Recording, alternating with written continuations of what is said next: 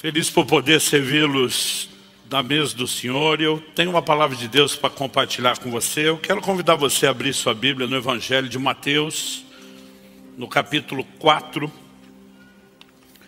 E nós vamos ler do verso 1 até o verso 10.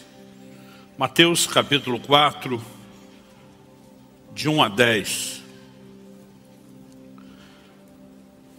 O texto sagrado diz: a seguir Jesus foi levado pelo Espírito ao deserto para ser tentado pelo diabo.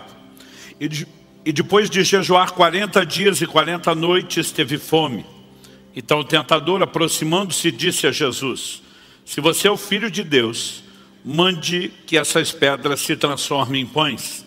Jesus, porém, respondeu: está escrito, o ser humano não viverá só de pão, mas de toda a palavra que procede da boca de Deus. Então o diabo levou Jesus à cidade santa e colocou-o sobre o pináculo do templo e disse: se você é o Filho de Deus, jogue-se daqui, porque está escrito, aos seus anjos ele dará ordens a seu respeito, e eles o sustentarão nas suas mãos para que você não tropece em alguma pedra.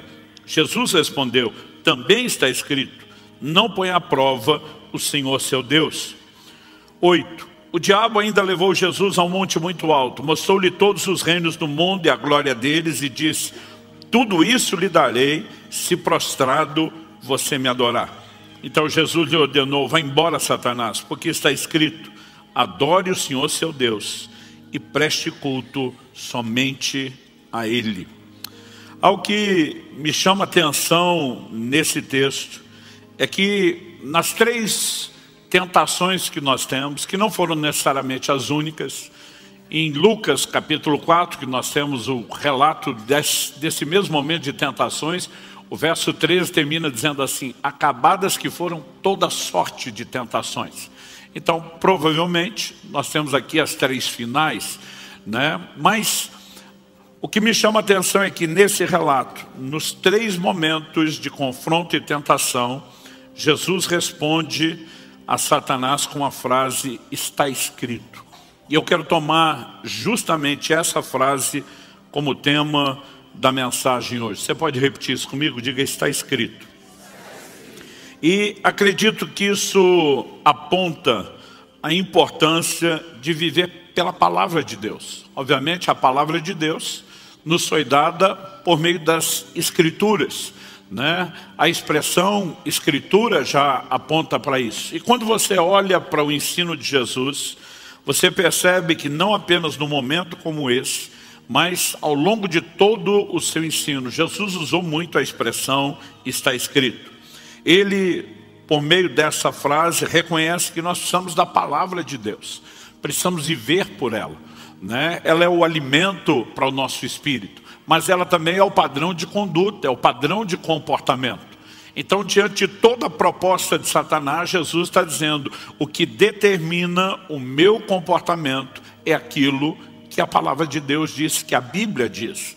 Aliás, é interessante observar que a expressão Escritura, ela aparece, isso pode variar um pouco de acordo com a versão, com a tradução, mas a palavra Escritura, ela aparece 32 vezes só no Novo Testamento. A expressão Escrituras, no plural, mais 23. A frase está escrito, que eu estou mencionando, né, ela aparece em torno de 80 vezes no Novo Testamento. Agora, além de toda essa menção Escritura, Escrituras no plural, né, a expressão está escrito, nós temos várias outras inferências sem que você tenha o uso da frase. Por exemplo, o autor de Hebreus, ele diz: como disse alguém em certo lugar. A gente brinca que é a citação bíblica de quem está ruim de memória, né? Como disse alguém em certo lugar, não lembro quem nem onde está escrito, mas que está lá, está. Então, você vai encontrar várias referências às Escrituras, mesmo sem que tenha o padrão de repetição da frase. Em outras ocasiões, nós vamos ver, né, expressões como Deus ordenou, o mandamento de Deus, palavra de Deus, e aí você vai subindo esse número de forma exponencial. No Evangelho de Mateus, No capítulo 15, por exemplo, nós vemos já no verso 3, Jesus questionando os judeus dos seus dias: por que vocês transgridem o mandamento de Deus por causa da tradição de vocês? Jesus está dizendo: vocês não têm direito de colocar uma tradição em rota de colisão com o mandamento de Deus. O que Jesus queria dizer quando fala do mandamento de Deus? No verso 4 ele diz: porque Deus disse. Onde é que Deus disse? Honre o seu pai e sua mãe. Ele está se referindo às Escrituras. Depois ele vai dizer no verso 6: assim vocês invalidam a palavra de Deus por causa da tradição de vocês. Então, nós vamos ter expressões como mandamento de Deus, ordenança de Deus, né? A palavra de Deus, e tudo isso aponta para a mesma verdade que Jesus está sustentando de forma prática, no confronto com Satanás, nos seus ensinos. Qual?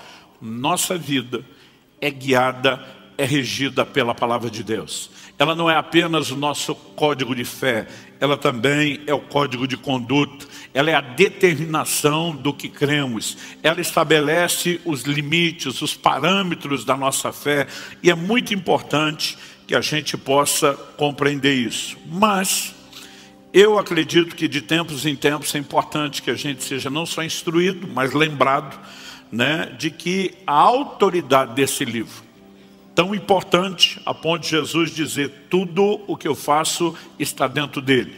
A autoridade desse livro, que é quem interpreta a si mesmo, né? Eu gosto dessa frase que eu ouvia meu pai dizer muito: é a Bíblia que explica a Bíblia.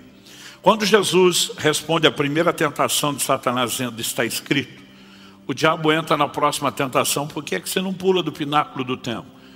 E aí o diabo vai dizer: porque está escrito, aos seus anjos dará ordem a teu respeito, para que te guardem todos os teus caminhos, né? Qual é a resposta de Jesus? Jesus diz: também está escrito. Quando ele volta com também está escrito, ele não estava dizendo que o diabo citou um texto errado. O texto que ele citou estava correto, ipsis literis, mas a aplicação, ela estava em colisão com outras porções das Escrituras.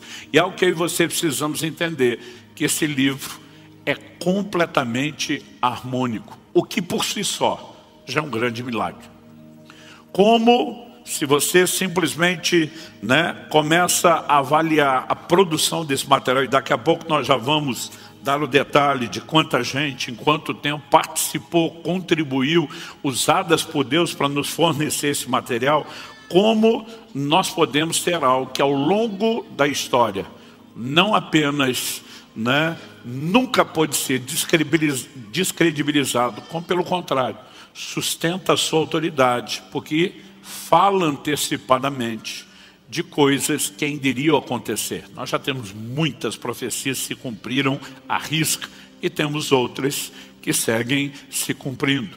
Então, ao que eu e você precisamos reconhecer é que há uma autoridade por trás desse livro, e essa autoridade é a sua inspiração divina. Você pode dizer amém? Então, quando eu pergunto se pode dizer amém, você pode dizer posso ou não posso. Eu não tinha pedido para vocês falar amém, estou brincando. Vamos lá. E 2 Timóteo, é que normalmente eu tenho que pedir 2 vezes, vocês responderam tão rápido, tão intenso, que eu fiquei até impressionado. Segunda carta de Paulo a Timóteo, no capítulo 3, nos versos 16 e 17, ele diz assim: toda a Escritura é inspirada por Deus e útil para o ensino, para a repreensão, para a correção, para a educação na justiça, a fim de que o servo de Deus seja perfeito e perfeitamente habilitado para toda boa obra. Eu vou pedir de vez em quando, só para efeito didático, que você repita algumas frases comigo.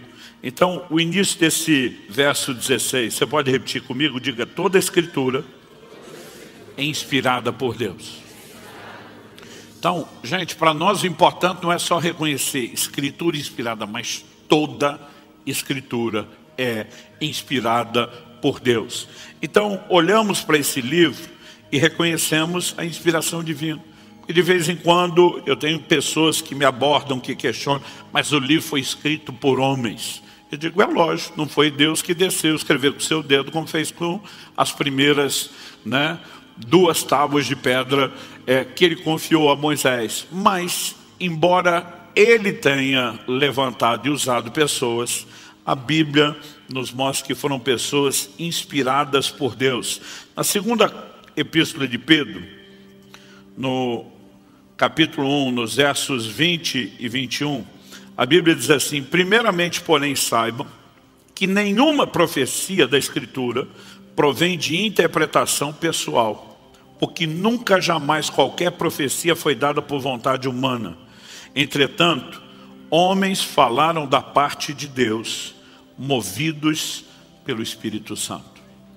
Então, se puder, repita comigo: falaram da parte de Deus, movidos pelo Espírito Santo. Então, nós temos uma participação, obviamente, dos homens que foram inspirados, como diz Paulo a Timóteo, movidos pelo Espírito Santo, como diz Pedro. Mais de 40 pessoas estão entre o grupo de escritores, num período de mais de 1.500 anos, de culturas, línguas, profissão, formação, status sociais completamente diferentes. Me diga qual a probabilidade estatística de um grupo de gente desconhecida, de lugares e épocas e culturas e formação tão diferentes, produzir um material tão harmônico. Outro dia alguém estava comentando comigo que no museu, se não me engano, é o do Louvre, existe um volume gigantesco de livros armazenados. Não estão lá para ser acessados ou lidos como uma biblioteca. Estão lá só como um lembrete. São livros que ao longo dos séculos foram desacreditados. Teorias que foram comprovadas estar erradas. E todo esse volume estaria lá, segundo a pessoa compartilhou, só como um lembrete, que o conhecimento é progressivo, de que a gente não deveria tomar algumas coisas como absoluto. Pensa num livro que nunca vão botar lá. As Escrituras, a Palavra de Deus. Ao longo dos séculos, foi o livro mais atacado, perseguido, nunca pôde ser descredibilizado. Então, quando a gente olha, nós reconhecemos que a autoridade por trás do livro é a própria inspiração divina. Né? Outro dia alguém falou: não, pastor, olha, eu até creio em Jesus, mas esse negócio de crer na Bíblia toda não dá. Eu falei: então não dá para crer em Jesus. Primeiro, porque é a própria Bíblia que fala de Jesus. Então, se ela não é confiável, por que a informação que você tem sobre Jesus seria? Falei: além disso, mesmo que você diga: não, eu tenho uma experiência com o próprio Jesus, aí você olha para o fato de que ele validou as Escrituras. Jesus reconheceu os livros do Antigo Testamento, denominando-os de Escrituras. Em João, no capítulo 5, no verso 39, diz: examinais as Escrituras, porque julgais ter nelas a vida eterna, e são elas que dão testemunho a respeito de mim. Jesus não só diz que por meio das Escrituras nós acessamos e encontramos a vida eterna, mas nós chamamos isso na teologia de convergência bíblica. Toda a Escritura aponta para a pessoa e a obra de Cristo. Quando você olha para o próprio ensino de Jesus, ele deixou claro: não existe a possibilidade de viver ou experimentar salvação sem isso. No episódio lá de Lucas 16, de 27 a 31, quando a Bíblia fala a respeito do rico e do Lázaro, e o rico depois de morto está implorando, né, a Abraão, dizendo: pai, eu te peço que você mande Lázaro à minha casa paterna, para que ele dê testemunho. Meus irmãos precisam ouvir isso a fim de que não venham para esse lugar. Jesus diz que a resposta foi: eles têm Moisés e os profetas, ouçam-nos. Em outras palavras, a Escritura já foi dada para que eles possam crer. Esse é o meio através do qual Deus fala. Esse é o meio através do qual Deus se revela. Esse é o meio através do qual Ele dá testemunho. Esse é o meio pelo qual a própria fé pode ser gerada nos ouvintes. E ele diz: não, mas se alguém for dentre os mortos, eles vão se arrepender, vão se deixar convencer. A resposta é: se não ouvem Moisés e os profetas, também não se deixarão convencer, mesmo que alguém ressuscite dentre os mortos. Né? A base e o fundamento da fé, da revelação, do entendimento de tudo que Deus tem, parte das Escrituras. E se você olhar o ensino de Jesus, ele validou não só as Escrituras de uma forma geral, mas quando faz referência aos personagens das histórias bíblicas. Detalhe, inclusive aquelas que alguns de nós ficamos olhando: mas será que na história da carochinha? Jesus fala, outro dia um falou para mim, não pastor, eu creio assim na Bíblia quase toda, mas o negócio de Adão e Eva não dá para engolir, né? Eu falei, Jesus falou sobre Adão. Se você não puder validar isso, ignore a pessoa de Jesus. Outro dia um falou, não pastor, eu só tenho dificuldade com Noé. Eu falei, Jesus falou a respeito de Noé, do episódio do dilúvio, né? Falou a respeito de Ló, ele falou a respeito, o que inclui a destruição de Sodoma e Gomorra, ele falou a respeito de Moisés, Davi, de Salomão, de Daniel, de Jonas. Então tinha alguém que falou, pastor, o senhor acredita mesmo que o peixe engoliu Jonas? Eu falei, se a Bíblia dissesse que o Jonas engoliu o peixe daquele tamanho, eu também acreditaria. Então, você simplesmente não pode olhar para Jesus, os seus ensinos, e ignorar que ele fundamentou, baseou tudo por meio da própria Escritura. Interessante que até na forma de ensinar, Jesus tocava as pessoas dos seus dias a partir de uma perspectiva e entendimento que eles tinham, inclusive da divisão das Escrituras. Em Lucas, no capítulo 24, no verso 44, né, a Bíblia nos mostra Jesus, depois da ressurreição, falando a uns discípulos e diz, a seguir Jesus lhes diz, são essas as palavras que eu lhes falei, estando ainda com vocês. Era necessário que se cumprisse tudo que está escrito a respeito de mim, na lei de Moisés, nos profetas e nos salmos. Aí o verso 45 diz, então lhes abriu o entendimento para compreenderem as Escrituras. Ele, além de trazer explicação, fundamentação, apontando texto a texto, ele os ajuda a ter a compreensão de como tudo aquilo apontava para ele. Mas o curioso é que ao usar essa expressão, né, o que está escrito a respeito de mim, na lei de Moisés, Pentateuco, os 5 primeiros livros, nos profetas e nos salmos, ele está falando da ordem em que os livros do Antigo Testamento eram dispostos para os judeus, que é diferente da que nós temos hoje, né? Então, eles foram armazenados dessa forma, de maneira que os salmos, os livros poéticos, que para nós hoje estão no meio do Antigo Testamento, para eles estavam no fim. Até o agrupamento, a forma de dividir, ele faz questão de observar isso. Interessante, inclusive que em outros ensinos, por exemplo, num deles, em Mateus no capítulo 23, no verso 35, Jesus fala assim, para que recaia sobre vocês todo o sangue justo derramado sobre a terra, desde o sangue do justo Abel até o sangue de Zacarias, filho de Baraquias, a quem vocês mataram entre o santuário e o altar. Outro dia alguém perguntou, falou, pastor, Abel nós sabemos quem é, mas quem é o tal do Zacarias, filho de Baraquias? Esse registro está em 2 Crônicas 24. Na disposição dos livros, junto com os salmos, alguns desses livros históricos estavam agrupados por último. Então Jesus está dizendo literalmente, do primeiro ao último homicídio. Seria como hoje na nossa linguagem dizer, de Gênesis a Apocalipse, que é a ordem como os livros estão sistematizados. Então Jesus não apenas dizia, olha, temos um conteúdo divino, mas ele está dizendo, até mesmo a maneira como isso está disponibilizado para vocês. É algo, né, que eu conheço, que vocês conhecem, e eu vou usar como referência para vocês. Conclusão, se a Bíblia não é digna de confiança, então também Jesus não era. Nós não podemos relativizar isso. Nós vamos perceber que o próprio Jesus leva os discípulos a entenderem que tudo o que ele está pregando, o que ele está fazendo em prol de nós, é o cumprimento das Escrituras. Tudo está fundamentado na palavra. Então, o ponto de partida para mim e para você tem que ser de reconhecer qual é a autoridade do livro. Sua inspiração divina é a palavra de Deus. Amém? Segundo lugar, se reconhecemos a autoridade do livro por conta da sua inspiração divina, então precisamos ter o cuidado de viver pelo que está escrito. Se é de fato a palavra de Deus, se é Deus por meio desse livro, não apenas falando conosco, mas se revelando, né? A Bíblia se refere a Deus como Deus invisível, que nunca apareceu com nenhuma forma. Se ele não quis aparecer com forma, como podemos conhecê-lo? Jesus diz, são as Escrituras que dão testemunho a respeito de mim. Deus está dizendo, apesar de não ter mostrado a vocês nenhuma forma, eu revelo meus atributos, meu propósito, meus intentos, meus feitos, por meio das Escrituras. Se nós queremos conhecer Deus, precisamos conhecer a Escritura. Mas não é apenas saber sobre Deus.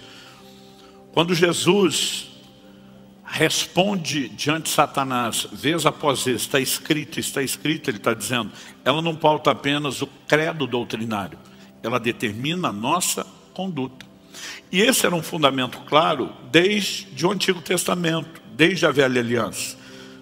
Deixa eu ler para você Josué, capítulo 23.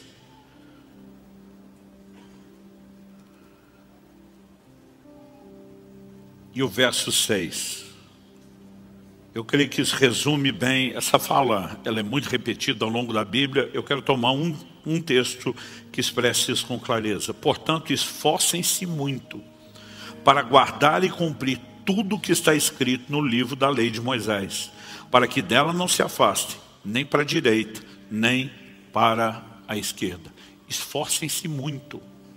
Ou seja, nós precisamos falar de um cuidado, de um zelo, de uma dedicação. Esforcem-se muito para quê? Para guardar e cumprir tudo que está escrito no livro da lei. Você pode repetir isso comigo? Diga, esforcem-se muito para guardar e cumprir tudo que está escrito no livro da lei. Então, essa sempre foi a mentalidade que pautou a construção da nossa fé.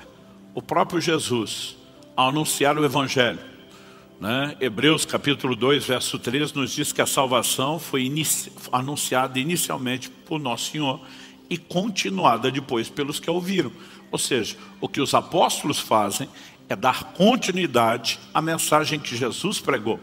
Na verdade, todos os detalhes do Evangelho que eu e você temos, né, foram uma ordenança do próprio Jesus. Quando você olha, por exemplo, para o final do Evangelho de Lucas, no capítulo 24, o Senhor os comissiona a pregar, né? Verso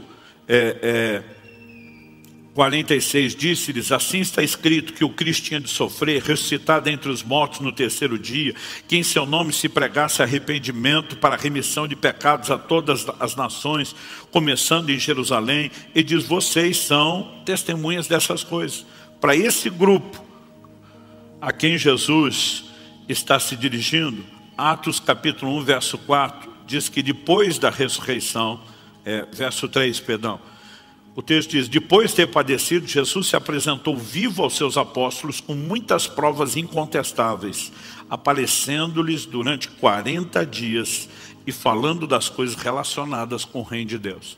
Apesar de nós termos o relato de uma aparição aqui, outra ali, a Bíblia diz, por 40 dias antes de ser assunto aos céus, o Senhor aparece, fala das coisas do reino de Deus, calibra essa liderança a respeito da mensagem a ser pregada.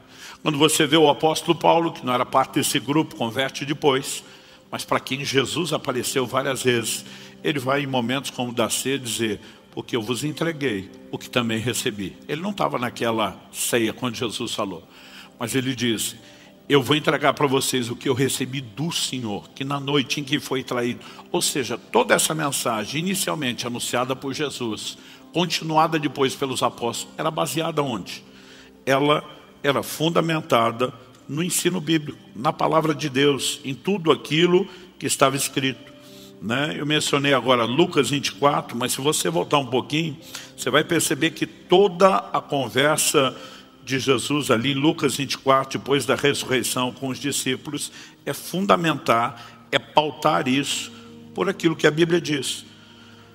Ele olha para os discípulos com os quais ele está conversando ali a caminho de Emaús, e o verso 25 a 27 diz assim, então ele lhes disse, como vocês são insensatos e demoram para crer em tudo que os profetas disseram.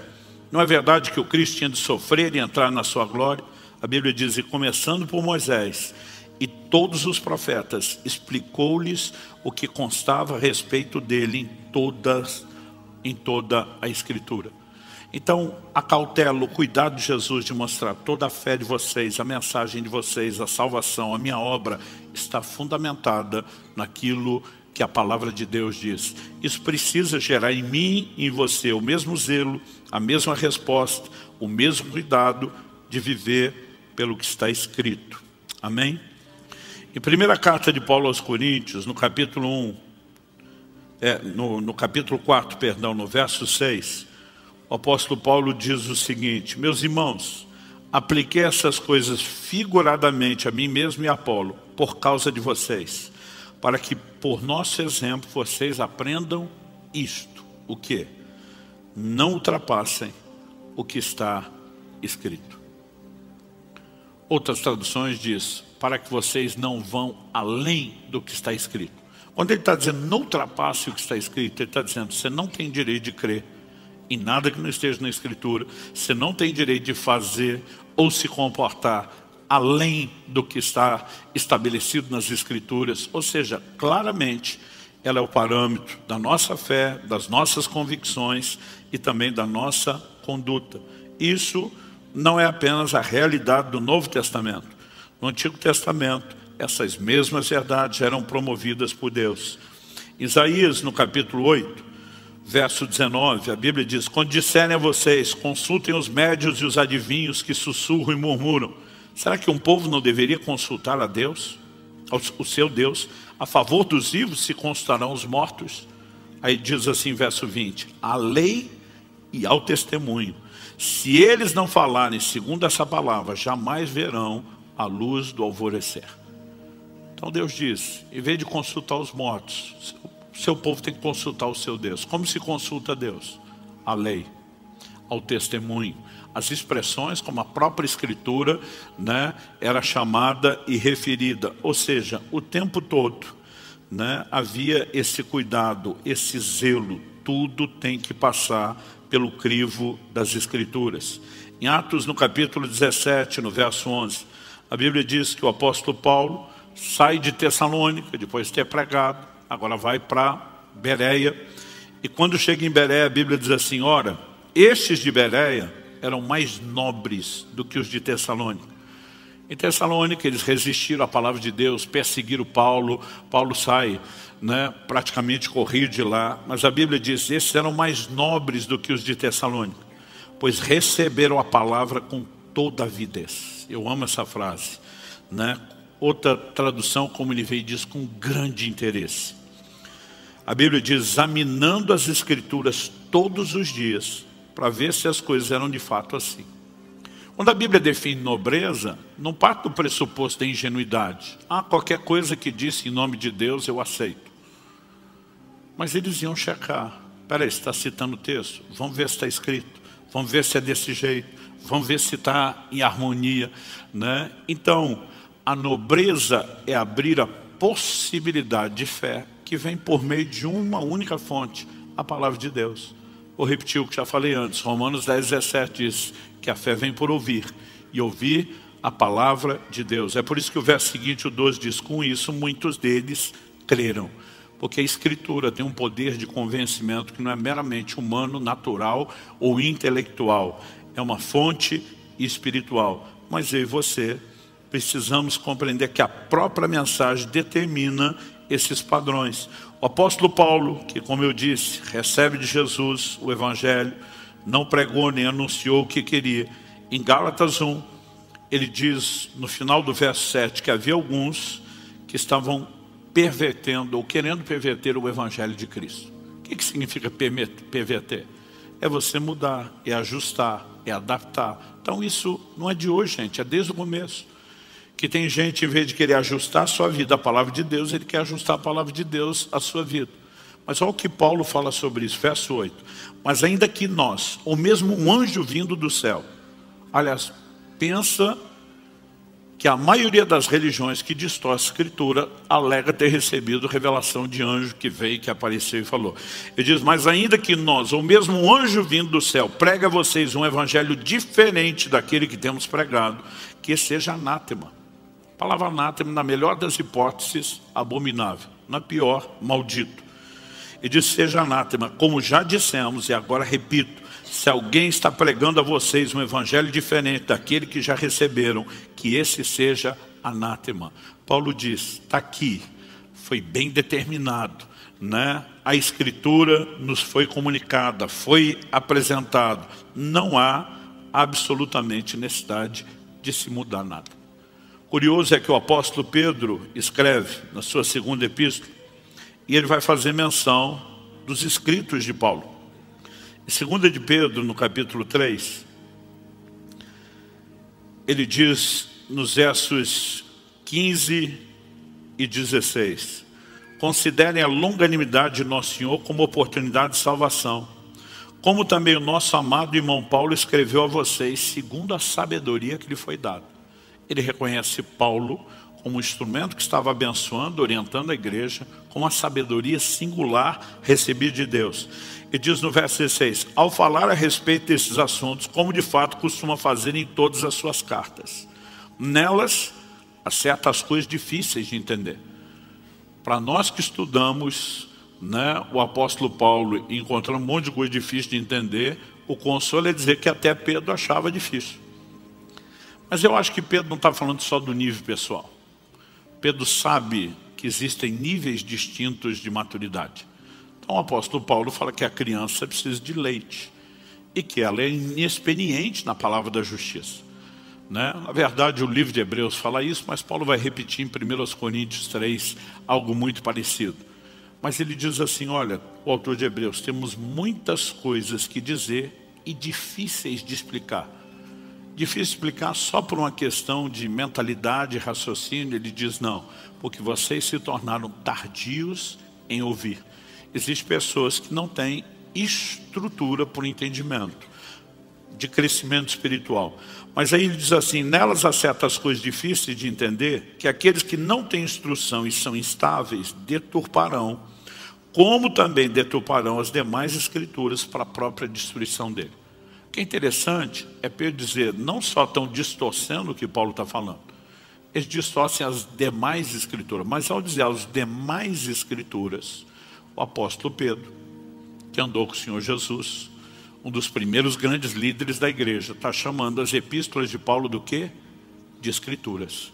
Ou seja, já nos dias dos apóstolos, eles reconheceram que além de toda a fundamentação, né, que as próprias cartas de Paulo tinham em cima do Velho Testamento, elas eram parte das escrituras e ele estava dizendo, a gente tem que andar nelas e não pode deturpá-las.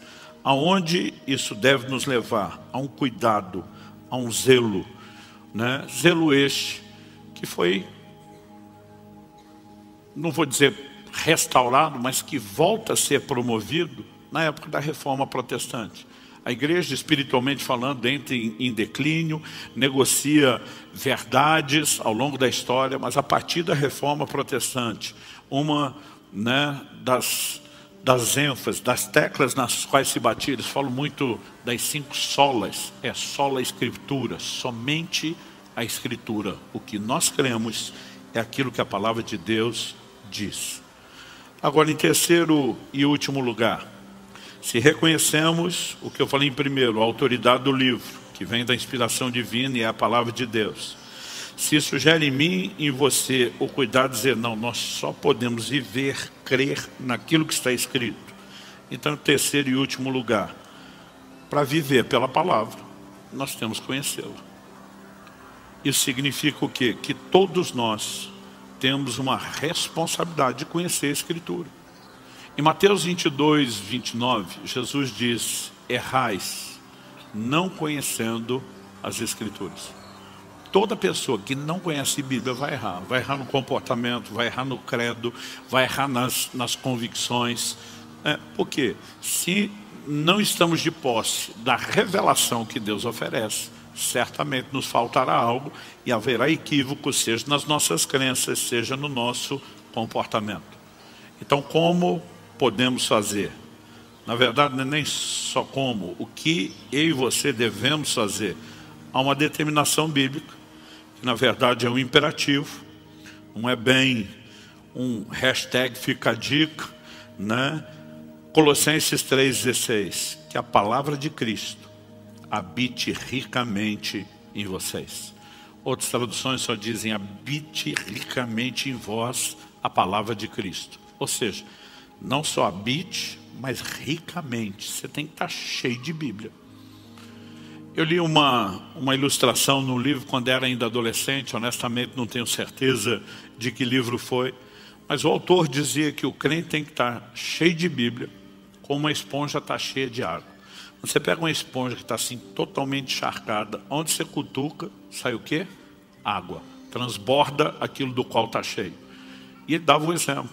Cada vez que o diabo tentou confrontar, tentar Jesus, resvalava nele, saiu o quê? Está escrito, está escrito, está escrito. Até porque a boca fala do que está cheio, o coração. E nós precisamos que a palavra de Deus habite ricamente em nós. Agora, não vai ser transferida por download automático, quando você dorme, por osmose, nada disso. Isso significa que, se está escrito, nós temos que ler. De vez em quando ouço um dizer: não gosto de ler. Eu digo: olha, tem um monte de coisa que você pode até dizer que não gosta, mas não dá para não fazer. E ler é uma delas. Mesmo que você não queira ler tudo, no mínimo tem que ler Bíblia. E nós precisamos aprender a importância de ler a palavra de Deus, de meditar nela e, além, de estudar. Estudar a capacidade de sistematizar, de questionar, né? De poder enxergar o quadro maior, além das afirmações isoladas. Então deve haver uma via de leitura bíblica que deveria ser diária. Antigamente as pessoas não tinham acesso à Bíblia como eu e você temos. Aí Deus diz no livro de Deuteronômio: o rei que se assentar no trono tem que ter uma cópia da lei. Era luxo de poucos. Além dos sacerdotes que faziam cópias manuais, as pessoas não podiam cada um ter sua própria Bíblia. Mas Deus diz: quem vai governar o povo tem que ter. Por quê? Deus diz: para que leia o livro da lei todos os dias da sua vida. Então não era uma determinação para todo mundo, quando ninguém tinha acesso. Agora, a partir da Revolução Gráfica de Gutenberg, quando a Bíblia se torna um livro popular, cai na mão do povo, né? Nós começamos lentamente a viver uma revolução.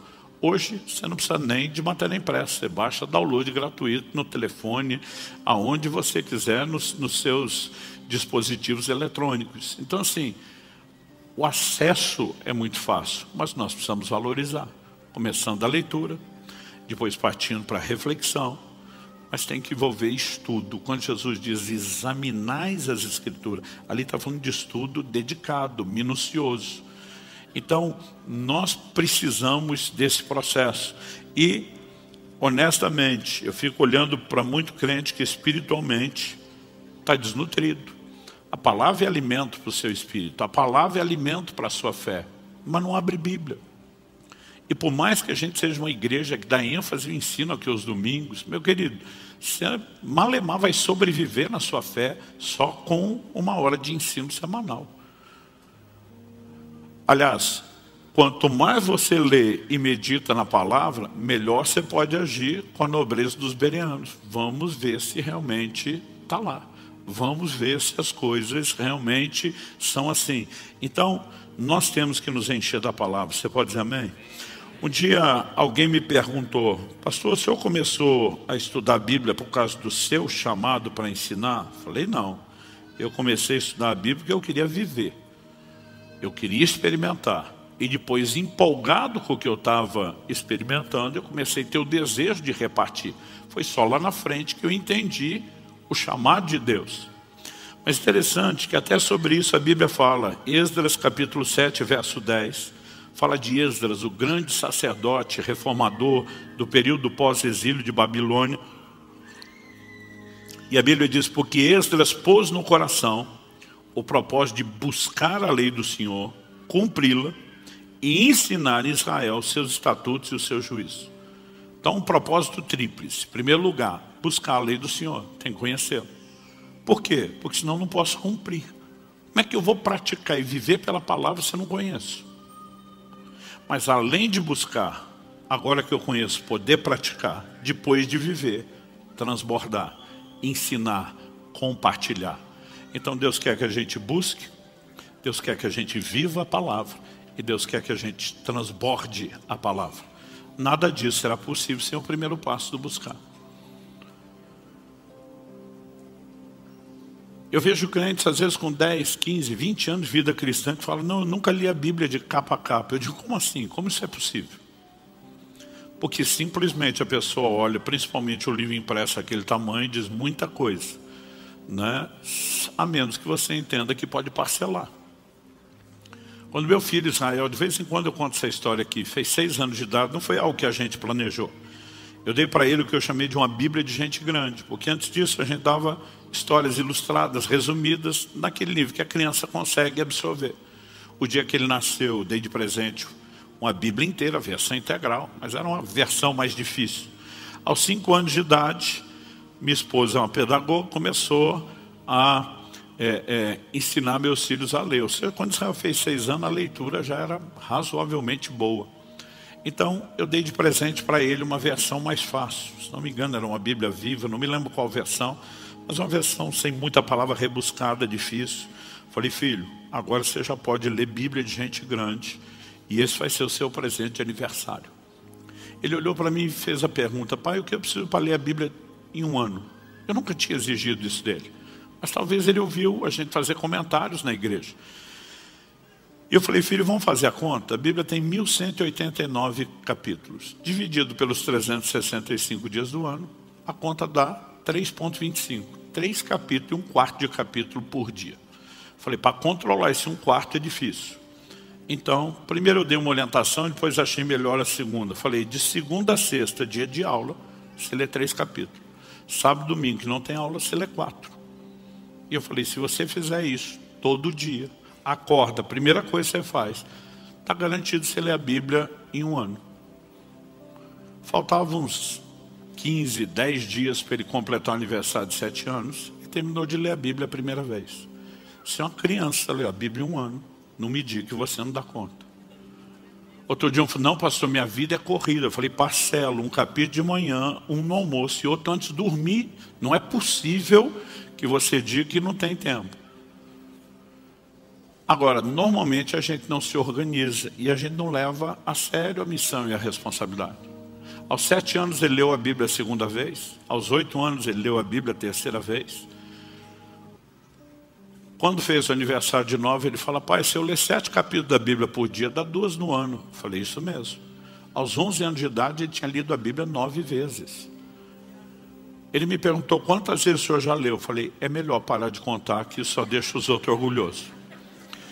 Então, eu e você podemos nos organizar. Sabe, de tempos em tempos, nós temos um momento aqui como 100 dias na palavra. Vamos ler a Bíblia toda em 100 dias. Não significa que esse tem que ser o seu estilo sempre. Eu, por exemplo, no início de cada semestre, eu tenho me dedicado nos últimos anos a um jejum prolongado. Na maioria deles, eu leio a Bíblia toda durante o período do jejum. Para ler a Bíblia em 40 dias, tem que ler 30 capítulos por dia, em média. E eu tenho me dedicado a isso. Não significa que isso tem que ser sempre. Mas a gente precisa se organizar, se estimular. Para quê?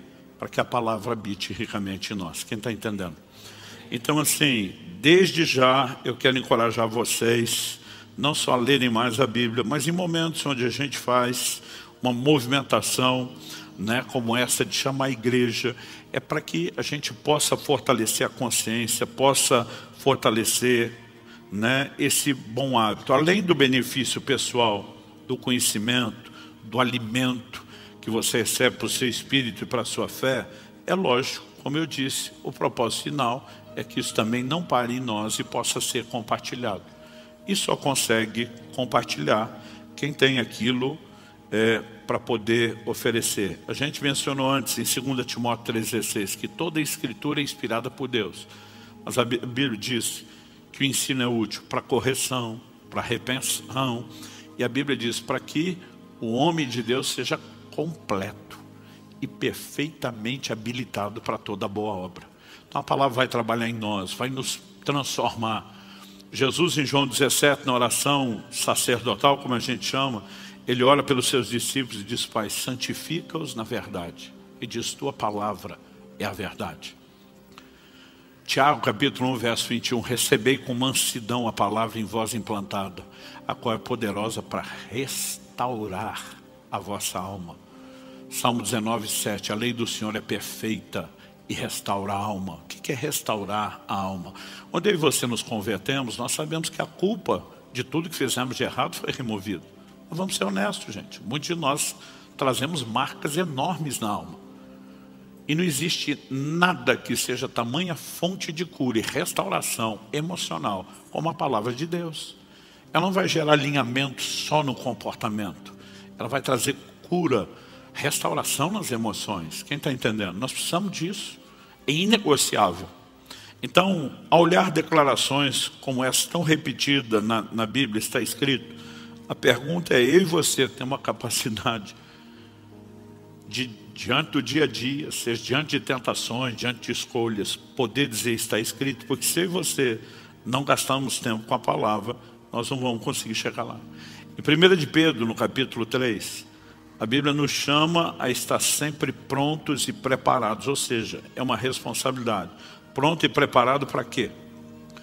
O texto diz, 1 de Pedro 3,15, pelo contrário, santifiquem a Cristo como Senhor no seu coração, estando sempre preparados, diga comigo, sempre preparados.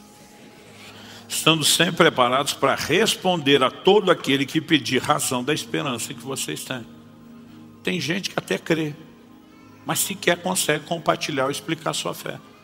Ou sequer consegue sobreviver a ataques contra a sua fé. Eu sonho com um dia, e eu oro, onde nossa escola bíblica fica aqui congestionado, o povo disputando vaga, ansioso para aprender, porque de alguma forma isso, gente, não reflete só um desafio de agenda, reflete uma falta de reconhecimento de importância. Se entendemos o que é esse livro, nós vamos como o salmista dizer, quanto amo a tua lei. Eu não consigo acreditar um crente que diz que ama a Bíblia, mas não abre, não estuda, não se interessa, não fala a respeito dela. Então, ela precisa voltar a ocupar um lugar de importância na minha e na sua vida. O apóstolo Paulo escreve aos Coríntios, ele fala da reconciliação que nós recebemos em Cristo, mas ele vai dizer que o mesmo Deus que nos reconciliou em Cristo nos confiou a palavra da reconciliação. Basicamente a Bíblia está dizendo que nós somos reconciliados com Deus para reconciliar outros, repartindo a mesma palavra que nos alcançou. Aliás, a gente tem um mote aqui, né, relacionado ao nome da igreja, Alcance, que é em cima de Filipenses 3,12. Paulo diz, eu prossigo para alcançar aquilo pelo qual fui alcançado. E a gente usa a expressão alcançados para alcançar. A gente poderia dizer reconciliados para reconciliar, né? A mesma palavra que alcançou a mim e a você tem que transbordar de mim e de você para a vida de outros. Mas para isso, nós vamos ter que familiarizar com o livro. Quem está entendendo, diga amém. Não vim aqui te apontar o dedo, te acusar de estar lendo pouco, mas eu quero te encorajar a fazer mais. Mesmo aqueles de vocês que amam a palavra, que amam as escrituras, nós podemos nos dedicar mais ao estudo, à compreensão. Não apenas para ter informação, não apenas para fortalecer o credo doutrinário, mas para viver plena transformação e para que a gente não seja enganado. Quando você olha desde o Éden, qual é a manobra de Satanás quando você vê a conversa dele com Eva? Ele diz, por que você não come da árvore? Não, Deus disse. Não foi bem isso que Deus disse. É sempre uma tentativa de distorcer a Escritura. Na tentação de Jesus, nós vemos a mesma coisa. Ele tentando aplicar de forma distorcida a Escritura. Agora, o curioso é que a Bíblia nos adverte de que a mesma manobra segue sendo repetida. Em 2 aos Coríntios 11:3, Paulo diz, temo que assim como a serpente com a sua astúcia enganou Eva, assim também a mente de vocês seja corrompida e se afaste da simplicidade e pureza devida a Cristo. Ou seja, o diabo segue usando a mesma manobra, tentando distorcer a Bíblia. É por isso que nós precisamos ser fortalecidos, para como Paulo disse em Efésios 4:14, para que não sejamos arrastados, né, pelas ondas, levados de um lado para o outro por qualquer vento de doutrina. Hoje você vê cristãos que são expostos, né, ao engano muito rápido. E alguns estão na maior da boa intenção. Eu vejo novos convertidos que estão nessa sede de aprender. Aí porque estão na sede de aprender, os caras já entram em tudo quanto é fora de internet, sem saber quem está falando o quê, tentando discutir assuntos para os quais eles não têm a mínima estrutura. Eles não têm nem o fundamento básico e estão tentando discutir aquilo que os teólogos estão brigando há 2000 anos. E muitas vezes isso para alguns não é sadio. Então, o melhor caminho, eu e você vamos nos enchendo da palavra, vamos aprendendo, vamos crescendo. E de acordo com a maturidade, aí sim a dieta vai mudando para você poder sair do leite para o alimento sólido. Mas nós temos a responsabilidade de nos encher da palavra de Deus. E esse, basicamente, é o meu encorajamento para você hoje, né? Apesar de construir toda essa lógica. Se o próprio Jesus tratou dessa forma, os apóstolos trataram, eu e você temos que viver pela palavra, a autoridade do livro é sua inspiração, o zelo de viver, e para poder viver, nós temos que conhecer, né? Eu acredito que a nossa capacidade de conhecer, entender, desfrutar Deus é proporcional à maneira como nós nos envolvemos com a palavra de Deus. Então, ame a Bíblia, leia, medite, estude, procure crescer, né? Invista no conhecimento. A gente o tempo todo está recomendando materiais que te ajudam no conhecimento bíblico. Temos uma escola, né? Temos muitas coisas que apoiam essa estrutura, mas tem que começar do seu envolvimento pessoal e diário com a própria Bíblia. Você recebe essa palavra em nome de Jesus? Vamos ficar em pé para parecer que está acabando.